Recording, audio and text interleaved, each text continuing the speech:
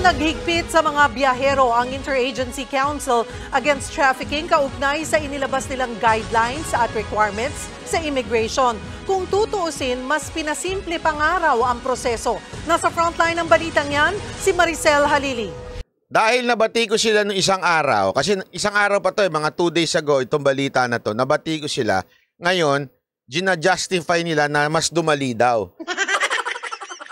Papakita ko sa inyo bakit hindi mas dumali, Sunod-sunod na kaso ng human trafficking daw ang dahilan kaya naglabas ng bagong travel guidelines ang Interagency Council Against Human Trafficking o IACAT. Pero abiso ng Department of Justice sa mga mag-a-abroad, huwag mag-panic. Kung tutuusin, this is organic. Huwag panic kasi organic. mas sumimple pangaraw ang proseso kahit may mga bagong requirements. Walang nagbago. Hindi kami naghigpit.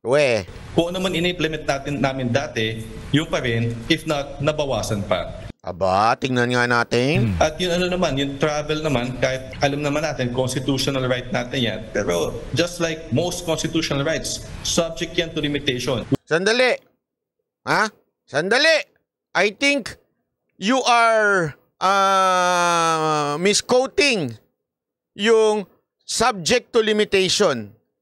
The constitutional right to travel is subject to limitation if meron kang kaso. If may meron kang whole departure order na bawal ka umalis, 'di ba? Yun yung if. Pero hindi ibig sabihin ng constitutional right na mag-travel tapos nagduda lang sa iyo yung immigration. Ano yun? Limitation yun. Sir, pasensya na ho. Kasi ang problema natin dito, mga kaibigan, pasensya ka na sir, hindi naman sa binabatikos kita, ang problema nito, mga kababayan, the opinion of the immigration officer is subject to opinion. It's not fact. Sino ka para mag-determine that I will not go there as a tourist and I will go there to work? Who are you to tell me that? Diba? It is definitely subject to your opinion. Do you have proof? Remember, in this country, as far as I know, in our laws, kung meron kang binibintang na crime o maaaring gawin, you have yung side na yon ang magbibigay ng proof. Diba? Ika nga, ikaw ang magbibigay ng nasa iyo ang burden of proof. So therefore, sir, pagpasensyaan nyo na kung questioning ko ito, parang sinasabi ninyong nandoon yung, kunwari, ako, magta-travel ako, hindi ako mayaman. Hindi naman talaga ako mayaman. Tapos, first time ko mag-travel. Okay? First time ko mag-travel, hindi ako mayaman. May kasama akong AFAM. Kailangan patunayan ko talaga na babalik pa ako. Sandali, wala naman akong ginagawang kasalanan na bakit nyo ako pipigilang lumabas. Karapatan ko yun. Kasi sir, kaduda-duda eh. Yung kaduda-dudang word na yun, pasensya na sir yung kaduda-duda na yun, based on, is it a fact or opinion? It's opinion. It's the opinion of every immigration officer na, ano yun? Sorry pero this is the truth Medyo malaking katarantaduhan po yun, sir. Kung sasabihin ninyo, kasi kaduda-duda, mukhang wala siyang pabalik na ticket. Sandali, kung nagtitipid pa, easy lang, bakit ba? Una-una, halimbawa lang ito exage naman na puto. Pero halimbawa lang, pupunta ako doon. Okay, hindi ko pa alam kung kailan ako babalik kasi depende yon sa ibibigay na visa sa akin doon. Sabihin ko na lang 15 days, o kaya 30 days, depende. Kung gusto ko mag-adjust, nagtitipid ako, ayoko muna mag-book. Di ba? Kasi nga, pwede pa ako umuwi dito ng ibang panahon. Tayo, dapat walang karapatan na pumigil. Pero, yung bansa na yon, maaari kang pigilang pumasok. Pwede nilang sabihin, kailangan namin itong return kasi hindi kami magpapapasok sa'yo dahil to be a tourist, it's a privilege na ibinibigay sa'yo. So, kailangan mong mag-presenta ng return ticket. Ngayon, kung sinasabi nyo hindi, pinag-iingatan lang natin sila, baka mamaya airport to airport, it's no longer your problem. Pwede nyo naman silang payuhan Payuhan nyo, ma'am, eto baka ma-airport to airport kayo pag wala kayong ticket pabalik. Pero yung pigilan ninyo, I think that's precisely illegal. Ako sana nga kung may abogado lang may mag-question yan sa husgado, yung pinigilan mo na walang kasalanan, wala namang ginagawang masama, wala namang illegal sa kanyang papel pero pinigilan dahil, alam mo yun, dahil lang sa tingin namin kaduda-duda Diba? Sa akin, sa totoo lang, medyo sana mawala na yung ganyan sa Pilipinas dahil karapatan ng sino mang Pilipinong lumayas. At kung ayaw niya nang bumalik, karapatan niya rin makulong sa ibang bansa. Hindi na natin problema yun. Diba? Madam Jing, kayo, kunwari, yung mga residente ng Japan, diba? I-scan kayo. I-scan nyo yung passport nyo. Pagpalabas, diba? Paglabas, i-scan. Tanungin ko kayo, tinatanong pa ba sa inyo nung computer, asan yung return ticket mo? Tanungin ko kayo, tinatanong pa ba nung computer, asan yung yung hotel accommodation mo? Palabas kayo ng bansa nyo, Wala, di ba? Tama, mali. Wala. Kahit saang bansa yan siguro, malamang walang ganyan, kaya nga ang dali nang lumabas Sa atin, hindi. Baligtad. Bahala kayo, magtiis kayo. Your freedom is limited. Anak ng weteng, Ayan, isa pa yan. Kahit nga approve na tourist visa, pwede ka pang ma-deny. Point of entry sa US. Yan, pwede yan. Okay yan. Kasi, nandun ka Okay? Walang problema yan. Kasi, bansa nila yun. Okay? Pero yung palabasin ka dito, taku po. Gusto natin protektahan ang ating mga kababayan mula... Hindi, sir. Ako naintindihan ko yung salita yung gusto kong protektahan ng ating mga kababayan. Tatay ho ba kayo? Yung kababayan natin? Ako nagtatanong. Ako po yung nagtatanong lang kayo po ba ay...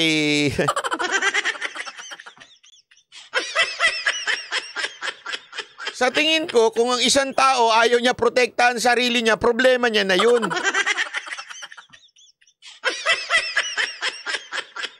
Ngayon, kung yung pagpasok sa Pilipinas, yan dapat higpitan ninyo. Diba? Yan ang dapat higpitan ninyo kasi karapatan natin wag tayo magpapasok. Pero yung paglabas, ay wala na ang problema. Napaka-overprotective naman, sabi nga. Ano kayo, parents? Sa human trafficking. Base sa bagong guidelines, kailangang dalhin ng mga biyahero ang 4 na basic travel documents. Oras na sumalang sila sa primary interview ng immigration. Ayan, sabi ni Randel, dito sa US, pag lalabas ka, wala silang pake, bahala ka sa buhay mo. Huwag ka nang umuwi, ganun. Hindi, kaya nga baka kasi mali lang ako mga kababayan ko Baka meron pong ibang bansa dyan na parang katulad ng Pilipinas. Meron ho ba? Pakisabi nga po ako kung merong bansa dyan na parang katulad ng Pilipinas na sobrang higpit paalisin ng citizen nila. Meron ho ba? Officer, yan ang passport na valid pa ng 6 na buwan bago ma-expire. Yan, okay lang yan. Valid visa, bay syempre naman. Valid visa kung kailangan ng bansang pupuntahan. Boarding pass. Yan, syempre naman. Alam namang pasakay ka aeroplano walang boarding pass. Yan ang confirm return or round trip ticket. Basic travel documents pero baka sabihin nyo, yan lang naman pala, banat ba nagre-reklamo ka pa? Antay lang, akala nyo yan lang. Akala ko lang din yan At kumpirmadong return or round trip ticket. Kung babiyahe naman... Pero depende yan. Kung traveling ka as tourist, self-funded travel, Ito pa kailangan mo. Etong katarantaduhan. Ito talaga katarantaduhan. Bilang turista, bukod sa Ayan. Kailangan mo ng basic travel document, yung kaninang 4. Okay? Proof of hotel booking. Paano kung hindi ka sa hotel? Paano kunwari lang hindi ka nga sa Airbnb? Sa kaibigan mo lang ikaw? Sigurado, napakalintik na tanungan na naman yan.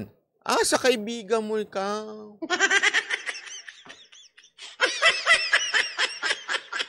Kaano naman kaibigan mo? Pag sinagot mong, sir, high school friend ko yun. High school friend. Pakita nga ng picture nyo nung high school kayo. Pag pinakita mo, sir, ito yung picture nung kaklase ko na nasa nasa ibang bansa. Dito ako titira eh. Ganun ba? Asan ang papel nung kaklase mo?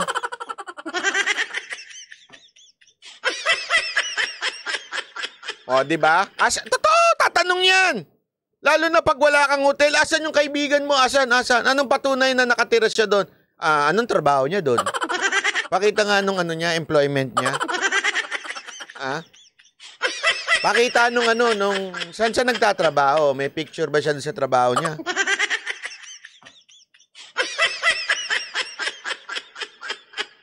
Nakakatawa to pero ginagawa to ng immigration. Lalo na pag kailangan mong patunayan yung titirhan mo doon. Tapag dududahan ka, baka naman kamag-anak mo yan, titira ka na doon. Kamag-anak mo siguro yan, ha? Kaya pala decision ng immigration, kamag-anak ko, bakit? Sino nagsabi? Ikaw ba? Kinasal ba kami? Ikaw ba nagkasal sa amin? Baka kamag-anak mo yan. Ano apelido niyan?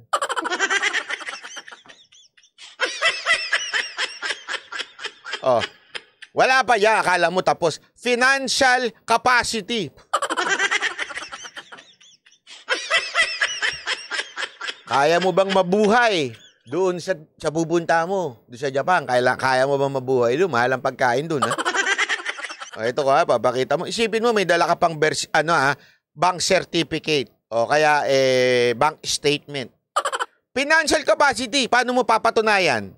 Pera, di ba? Dapat may pera ka sa bangko. O, di ba? Pag nagdala ka lang ng pera, questioning ka ba, kanino galing yan? Ang pera mo. Ha? Hindi mo lagay sa bangko, wala kang bangko?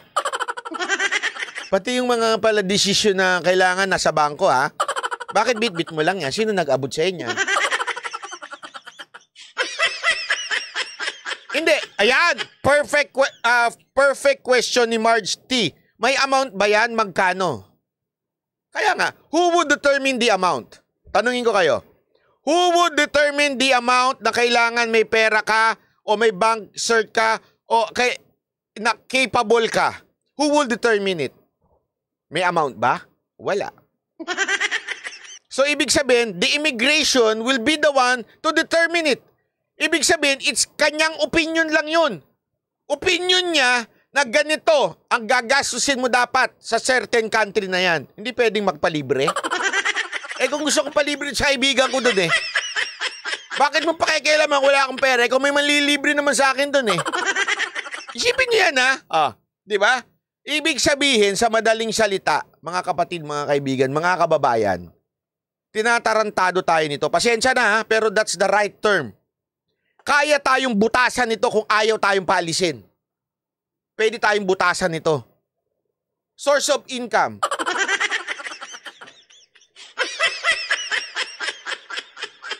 Kung sabihin ko kayang vlogger ako, maniniwala ka na umaabot ang... wag ganyan. Hindi, sabihin din. Kunwari, magbabakasyon ako dyan kay Randel Bunagan. Sabihin ko, si Randel Bunagan bahala sa akin dyan. Sagot ako niyan pag nandyan ako. Lahat ng kakainin ko, lahat ng inumin ko, sagot niyan ako. Ganun ba? Kano naman si Randel Bunagan? Kaibigan ko. Kaibigan mo, sasagutin niya ang pagkain mo? Magkaano kayo? Diba? Source of income. Sige nga. Kung sabihin ko, vlogger ako, mapayag na kayo.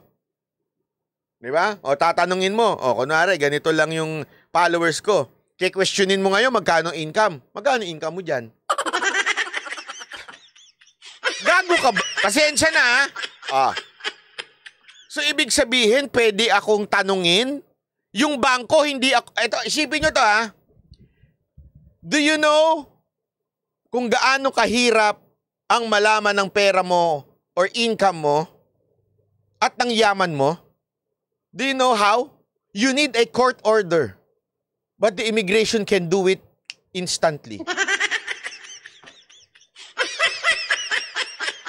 Para malaman ng yaman ng isang tao, malaman ng laman ng bangko niya, para sabihin mo, mapuwersa kang sabihin kung magkano ang source of income mo, kailangan mo talaga ng bangko, ng court order niyan. 'Di ba? Kaya nga yan eh, may mga amlak pa tayo diyan eh. Kaya pag gusto malaman ng gobyerno, gawin ka lang terorista, 'yon, pwede na. 'Di ba? Isipin niyo 'yon. Pero ang immigration, magkano mo? May anong source of income mo?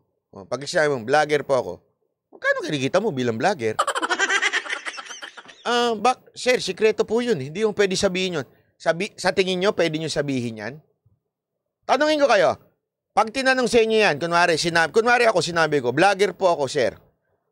Magkano? Sa tingin mo, maniniwala siyang kaya kong magtagal ng 1 buwan sa Japan? Hindi, tanungin ko kayo. Kunwari immigration, sinabi ko, kunwari lang wala pa akong, kasi siyempre iba napapanood lang dahil sa politika. Kunwari lang, isa akong vlogger na hindi mo naman ako pinapalo, o hindi mo man lang ako nakikita. Pero sabi ko, vlogger po ako, sir, content creator po ako. 1 buwan ka sa Japan? Naman ang bilihin dun Paano ka mabubuhay sa Japan? Tapos wala ka pang hotel accommodation. May kaibigan po ako dun eh.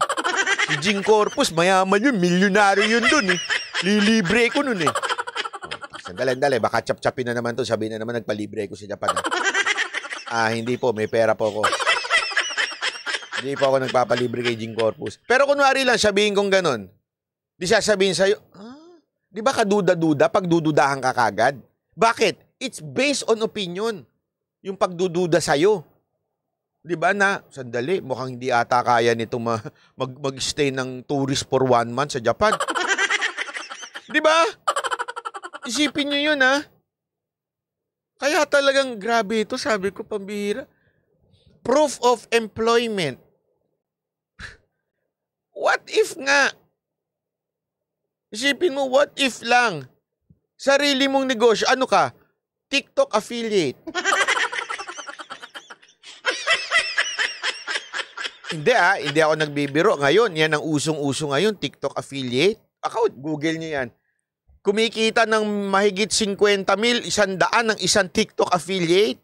Walang trabaho ito TikTok affiliate ka lang. Immigration, tatanggapin nyo ba yan? O baka mamaya kamots ulo kayo, ano yung TikTok affiliate? Ano ba yun? Legit ba yan? Di ba? Kasi sa totoo lang, are you sure na yung mga nasa immigration, alam nila lahat ng pinagkakakitaan sa social media? Di ba? Sabihin niya, CEO. Yun, patay tayo dyan. Patay tayo dyan pag sinabi, CEO, anong kumpanya mo? Rehistrado ba? Hindi, nagbebenta ako ng kape. Bakit? Paano ka naging CEO? Di ba? Isipin nyo ng mabuti yun.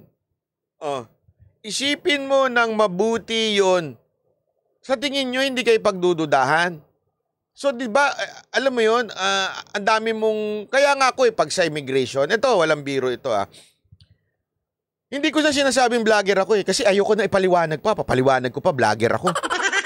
Ito, anong content mo? Hindi, sasabihin ko na lang, sa media ko, kasi totoo naman, nasa remate ako, may ID ako ng remate. Meron akong, pwede ko ipakita yung mga sinulat ko sa isang dyaryo. Pwede yun. Paano yung mga content creator lang na ano dyan, yung mga patay gutom na content creator dyan? Yun ako lagi ang topic. Ano na yun? Ano sasabihin nila? Ano po ako, content creator po ako na binabanata ko araw-araw si Banat Bay. Kumikita ka dyan? Opo, kasi nagtutulak din po. Tutulak din po ako, sir. Ano tinutulak mo? Tutulak po ako. Ano nga tinutulak mo?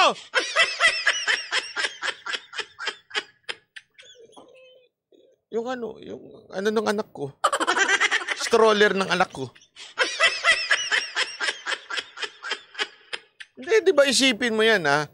Yan yung madali pa. Oh, baka akala nyo tapos na yan. Yan yung madali pa. Sa lagay na yan, madali pa yan. Oh.